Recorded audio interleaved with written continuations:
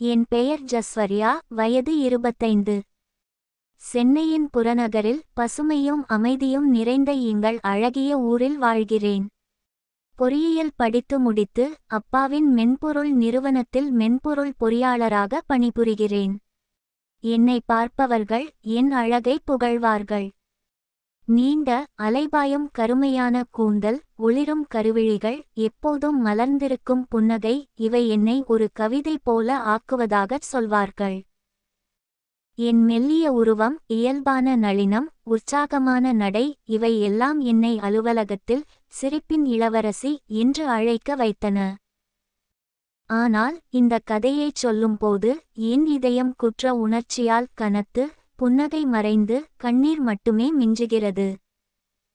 என் அப்பா ராமச்சந்திரன், வயது 50. அவர் ஒரு கம்பீரமான ஆணழகன். உயரமான உருவம், நரைமிளிரும் கருப்பு முடி, ஆழமான கண்கள், நம்பிக்கையூட்டும் புன்னகை, இவை அவரை எல்லோருக்கும் பிடித்தவராக ஆக்கின. அவரது மென்மையான குரல், அனைவரையும் கவரும் பேச்சு, அவரை ஒரு தலைவராகவும் நண்பராகவும் மாற்றின. அவர் எங்கள் நிறுவனத்தின் தலைவர், பொறியியல் மற்றும் மேலாண்மை படித்தவர். ஆனால் அவரது உண்மையான அழகு மனிதர்களை புரிந்து ஒருங்கிணைக்கும் திறனில் இருந்தது. ஜஸ், நீ என் உலகம் என்று அவர் சொல்லும்போது என் இதயம் நிறைந்து வழியும். அப்பா என் மீது அளவு கடந்த பாசம் வைத்திருந்தார். என் அம்மா லலிதா, வயது 47. அவள் ஒரு இயல்பான அழகி. நீண்ட மென்மையான கூந்தல், மெல்லிய புன்னகையுடன் ஒளிரும் முகம், அமைதியான கண்கள், இவை அவளை ஒரு கவிதை போல ஆக்கின. இலக்கியத்தில் முதுகலை பட்டம் பெற்றவள், முன்பு கல்லூரி ஆசிரியையாக இருந்தவள், இப்போது இல்லத்தரசி. அவளது மென்மையான பேச்சு, அன்பான பார்வை எங்கள் வீட்டை ஒளிரச் செய்யும். நானும் அப்பாவும் அவளை கிண்டல் செய்யும்போது, நீங்க 2 பேரும் ஒரே மாதிரி என்று பொறுமையாக சிரிப்பாள். என் அண்ணன் விக்ரம், வயது 28. உயரமான கட்டுமஸ்தான உருவம், கம்பீரமான தோற்றம். அவன் ஒரு கட்டிடக் கலைஞர், சென்னையில் பெரிய நிறுவனத்தில் பணிபுரிகிறான். அவனுடன் நான் அடிக்கடி சண்டை போடுவேன், டிவி ரிமோட், கார், சின்ன சின்ன விஷயங்கள். ஆனால் அப்பா எப்போதும் என் பக்கம் நின்று, ஜஸ், நீ என் செல்லம் என்று சிரிப்பார். அப்பாவின் பிள்ளை என்று ஊரார் என்னை அழைப்பார்கள். அந்த பெயர் எனக்கு பெருமையாக இருந்தது. எங்கள் வாழ்க்கை ஒரு இனிமையான கனவு போல இருந்தது. காலை 5 மணிக்கு நானும் அப்பாவும் மெரினா கடற்கரையில் உடற்பயிற்சி செய்ய செல்வோம். சூரிய உதயத்தின் செந்நிற ஒளியில் கடல் காற்றை சுவாசித்து ஒன்றாக ஓடுவோம். அப்பா என் கையை பிடித்து, ஜஸ், இந்த காலை உன்னோட இருக்கிறது எனக்கு பொற்காலம் என்று சொல்லி குழந்தை போல சிரிப்பார். கடற்கரையில் உட்கார்ந்து யோகாசனங்கள் செய்வோம். நான் தடுமாறும்போது, மெதுவா, ஜஸ், உன்னால முடியும் என்று உற்சாகப்படுத்துவார். அந்த நிமிடங்கள் எங்கள் இதயங்களை இணைத்தன. சில நாட்களில் கடற்கரையில் கால் நனைத்து அலைகளை துரத்தி குழந்தைகள் போல விளையாடுவோம். ஜஸ், இந்த அலையை பிடி என்று அப்பா ஓடுவார், நானும் சிரித்து பின்தொடர்வேன். காரில் அலுவலகத்திற்கு செல்லும்போது எங்கள் உரையாடல்கள் ஒரு தனி உலகமாக மாறும். அப்பா தன் இளமை காலத்தில் முதல் முறையாக விமானத்தில் ஏறிய கதை, கல்லூரியில் செய்த குறும்புகள், அல்லது அவர் சந்தித்த மனிதர்களின் கதைகளை சுவாரஸ்யமாகச் சொல்வார். அப்பா, நீங்க இவ்வளவு குறும்புக்காரரா என்று நான் சிரித்து கேட்பேன். சில நேரங்களில் நிறுவனத்தின் புதிய திட்டங்கள் பற்றி விவாதிப்போம். ஜஸ், உன்னோட ஐடியா இந்த திட்டத்துக்கு புது உயிர் கொடுக்கும் என்று அவர் பாராட்டும்போது என் மனம் பறப்பது போல இருக்கும். சில நாட்களில் அவர் பழைய தமிழ் பாடல்களை முணுமுணுப்பார், நானும் சேர்ந்து பாடுவேன். காருக்குள் எங்கள் சிரிப்பு எதிரொலிக்கும். விடுமுறை நாட்களில் சென்னையின் பிரபலமான திரையரங்குகளுக்கு செல்வோம். பாப்கார்ன் கையில் வைத்து, காதல் படமாக இருந்தால் கண்ணீர் வடித்து, நகைச்சுவை படமாக இருந்தால் வயிறு குலுங்க சிரிப்போம். ஒருமுறை ஒரு படத்தில் கதாநாயகன் தன் மகளுக்கு எழுதிய கடிதத்தை பார்த்து அப்பா கண்ணீர் விட்டார்.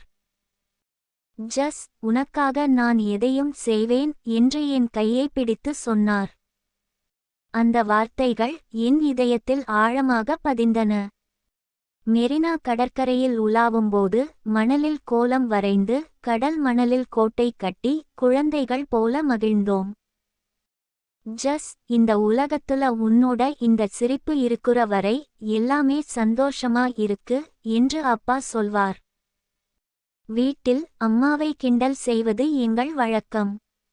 லலிதா, இந்த புடவைக்கு இன்னொரு மணி நேரம் யோசிப்பியா என்று அப்பா கேட்பார்.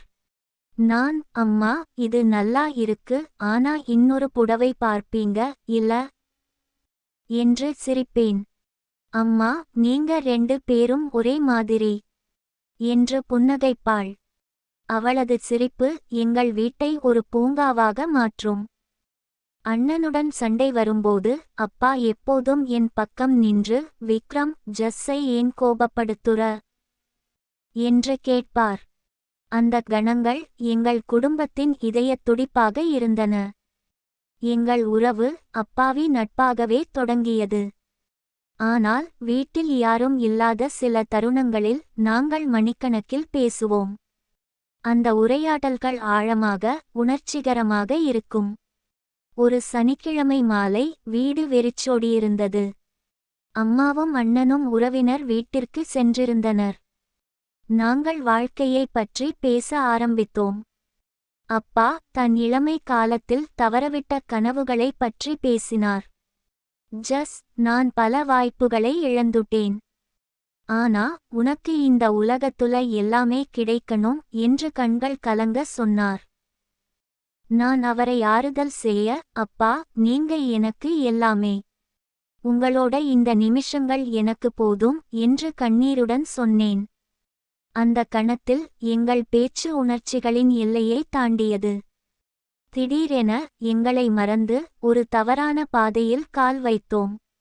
நாங்கள் தகாத உறவில் ஈடுபட்டோம்.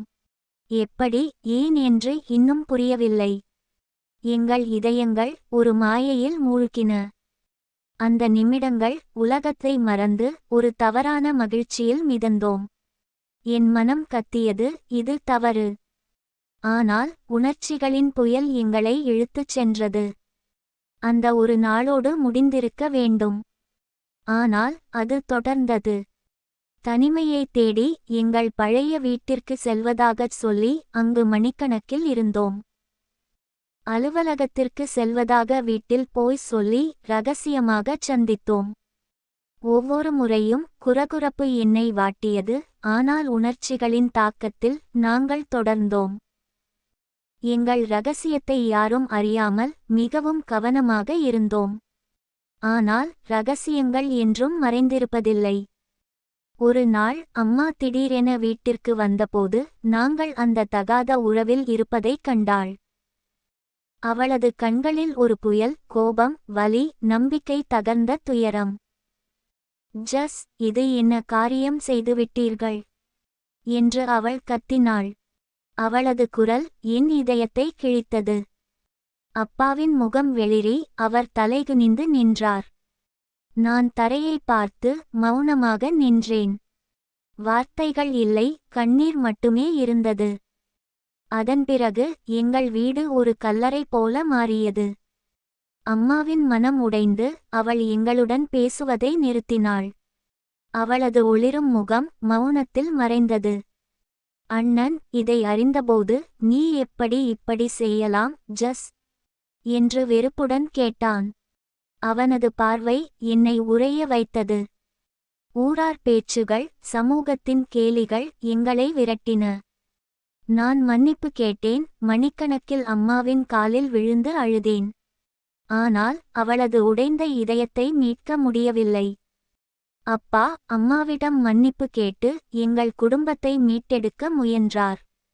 ஆனால் எங்கள் அழகான பந்தம் ஒரு கண நேர தவறால் என்றும் மாறாத வடுவாக மாறியது. இப்போது தனிமையில் உட்கார்ந்து என் தவறை எண்ணி அழுகிறேன். ஒரு கணநேர உணர்ச்சி எங்கள் குடும்பத்தின் இதயத்தை உடைத்துவிட்டது. அம்மாவின் மௌனம், அண்ணனின் வெறுப்பு, அப்பாவின் குற்ற உணர்ச்சி, இவை எல்லாம் என்னை இரவு பகலாக வேட்டையாடுகின்றன. ஆனால் இந்த வலியிலிருந்து ஒரு பாடம் கற்றேன். உறவுகளில் எல்லைகளை மதிப்பது, அன்பை மட்டும் வைத்து வாழ முடியாது. ஜஸ்வர்யா ஒரு உற்சாகமான பெண்ணாக தன் தந்தையுடன் நெருக்கமான உறவை பேணினாள். ஆனால் உணர்ச்சிகளை தாண்டியதால் தன் குடும்பத்தை இழந்தாள். ராமச்சந்திரன் ஒரு அன்பான தந்தையாக தவறான பாதையை தேர்ந்தெடுத்து நம்பிக்கையை உடைத்தார். லலிதா அன்பான தாயாக துரோகத்தால் உடைந்த இதயத்துடன் தவிக்கிறாள். விக்ரம் அண்ணனாக தங்கையின் தவறால் வலியை உணர்கிறான். இந்த கதை உறவுகளில் எல்லைகளை மதிப்பதன் முக்கியத்துவத்தை உணர்த்துகிறது. உணர்ச்சிகளின் தாக்கத்தில் எல்லைகளை மறந்தால் அது குடும்பத்தையும் நம்பிக்கையையும் உடைத்துவிடும். உங்கள் உறவுகளை அன்புடன் ஆனால் எச்சரிக்கையுடன் பேணுங்கள். ஒரு தவறு ஒரு குடும்பத்தின் இதயத்தை என்றும் உடைத்துவிடும்.